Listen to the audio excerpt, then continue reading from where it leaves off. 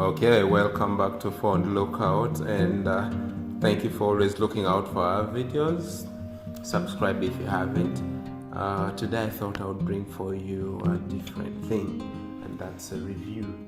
Now, just a few, if not a week ago, Infinix released the Infinix Note 7. This is a phone that was announced on the 6th April of 2020 and launched about a week ago. Now, some of the specs highlights are it has a 6.95-inch screen with a 48 megapixel rear camera. That's like the main camera. It has a 4GB and 6GB RAM variant, 5,000 milliampere hour battery, and that's quite decent. I think I would prefer that in a phone. It's more than you could really ask for. Now, I'm just going to mention a few pros and cons about this phone. The pros being the good, what would draw me to this phone. Now, this phone has FM, and FM. I really like it. I do not love to be made to bed to listen to my local radio, and I do love them.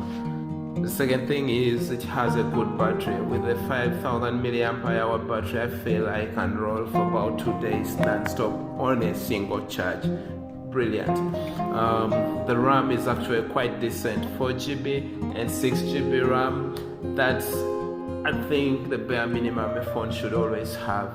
This means I can actually run more apps than I usually would run before without this phone slowing down. And I believe this will help this phone's boot up, a thing that most of the Infinix and Techno brands never had. They take forever to start up.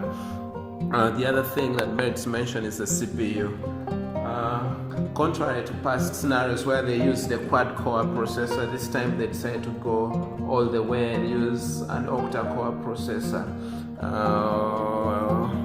The third thing is that it has quite a big screen. Now, in this era where people are watching YouTube videos, people are watching Netflix on their phones, people are watching movies on their phones, 7 inches, that's quite decent.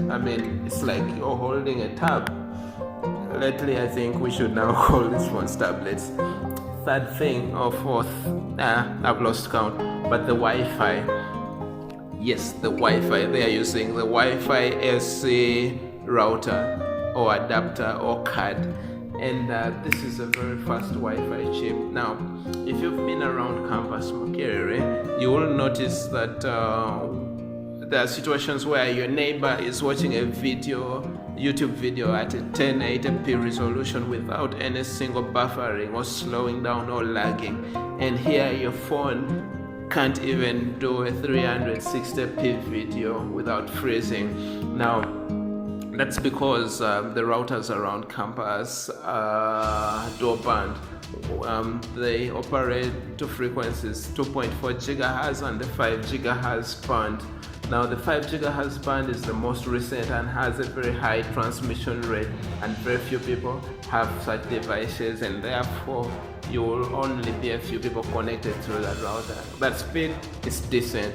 Boy, I love free internet, and more so when the Wi-Fi is fast. Third, now, the camera is decent. 48 megapixel, not bad. The front is 16, not bad. Actually, when I say 48 for rear, it actually has 3 other sensors at the rear, and they are each 2 megapixel.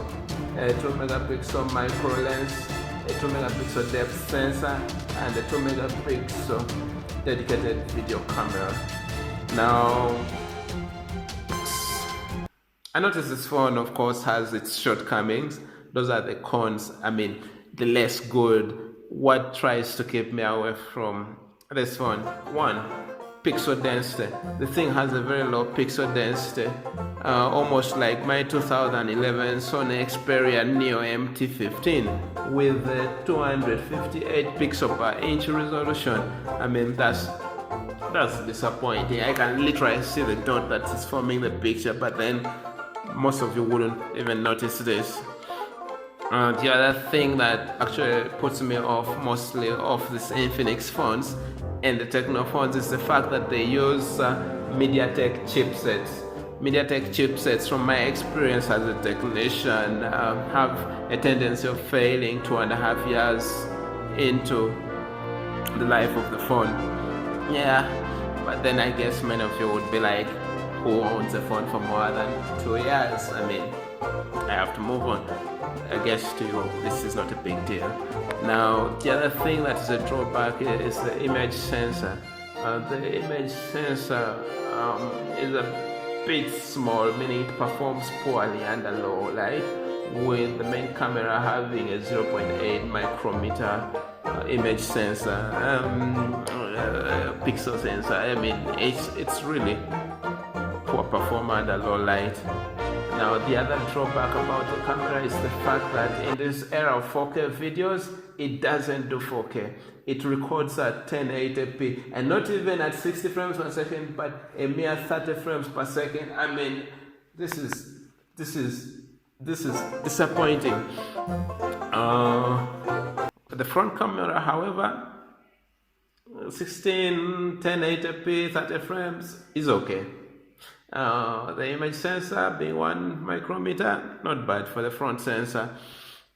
And basically those are the things that would put me off this one. But I mean, there's one redeeming thing about this phone, is the price.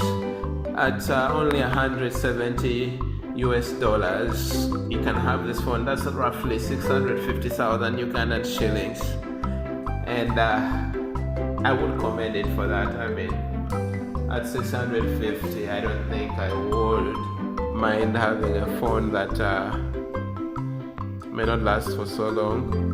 It's okay. 2 years is actually quite long. So should you choose to go in for this phone, which I wouldn't discourage really, it has 3 color options. That's the forest green, the ether black, and Bolivia blue.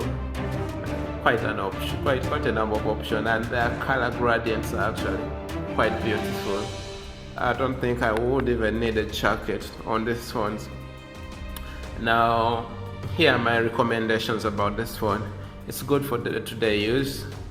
The 2 years, not for us who love to pass on the device to the next guy, but then for you who don't mind using it for 2 years or so, you're good to go. And the size is decent, a big screen. In as much as it doesn't do 4K, the 1080p video is actually decent. It has perfect audio with 2 audio speakers, and that's the Infinix Note 7. Oh, it also has a light version, but that's for the next video coming soon. Thanks for watching Phone Lookout. Stay subscribed, comment, give a thumbs up, and watch out for the next video. Phone Lookout, keeping your phones alive.